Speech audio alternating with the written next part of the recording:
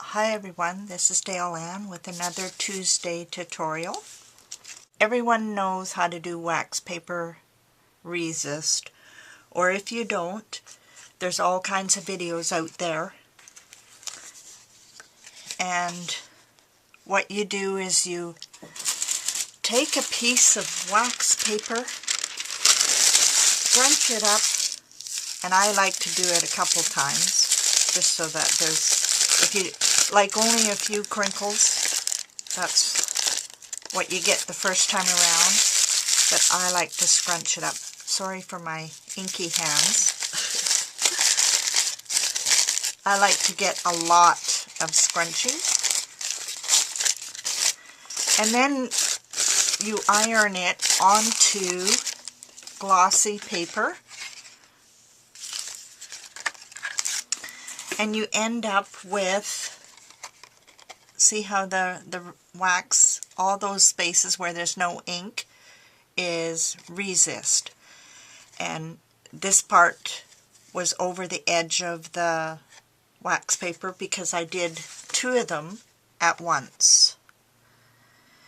Then I used dye ink and used a sponge, and that's how I got very dirty.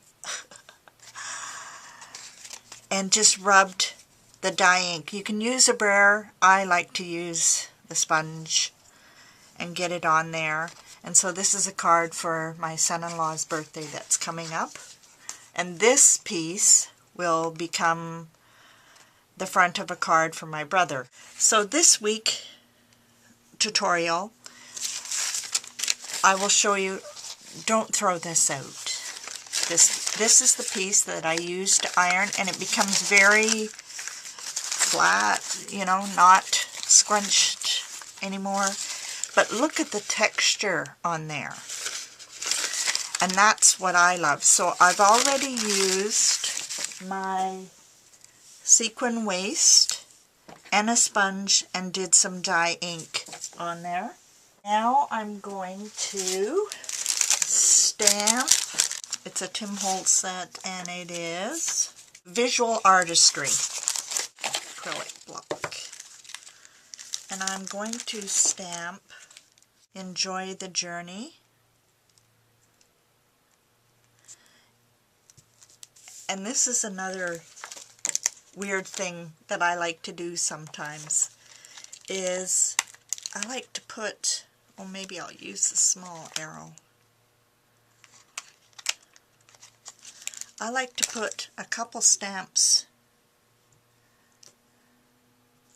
on the block at the same time, just because you're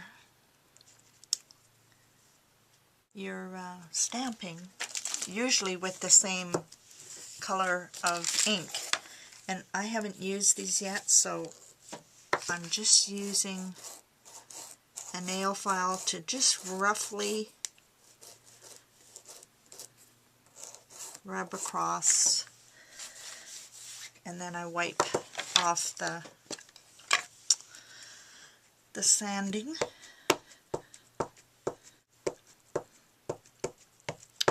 And what the sanding does is just makes the image or makes the ink stick better to acrylics. And then I'm just gonna stamp. My ink pad probably needs to be re-inked.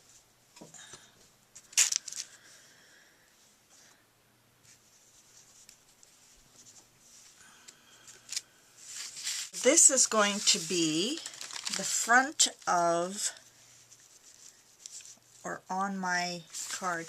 And I should tell you what this is. I got a whole bunch of these circles at the thrift store. I have no idea what they are for, but I did a little bit of gesso on that side and then just started putting paint. So this is one of those, and I've cut it to the size that I need for my 52 questions. I'm going to roughly mark where I want to cut it, because just for now. and then I will trim.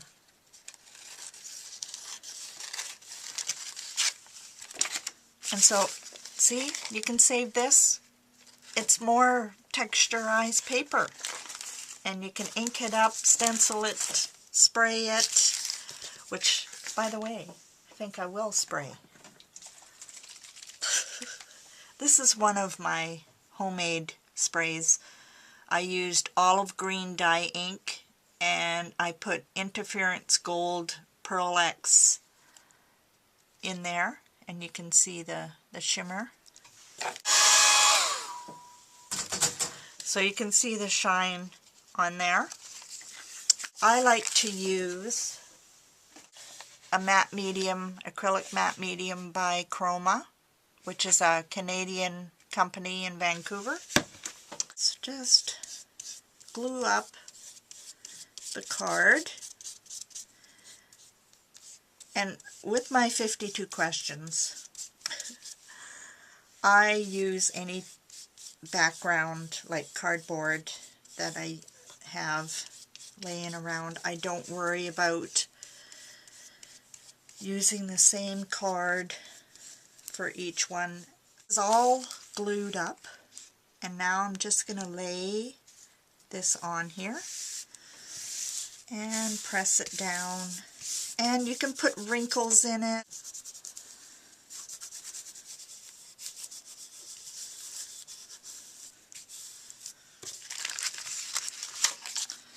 I'm just going to tear this because of the way the top of that card is.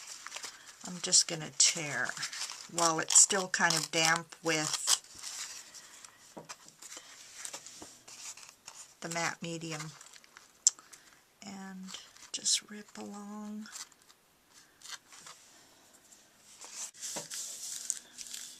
So I'll be posting this.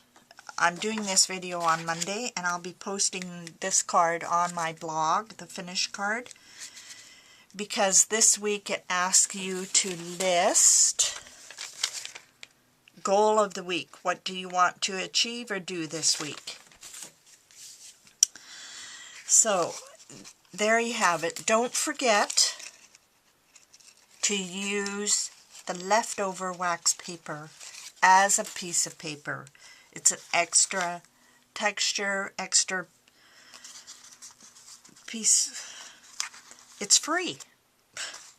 Instead of throwing it out after you're finished with your wax resist, use it up. It's free. So that's my tutorial for this week, and hope you liked it. See you next week.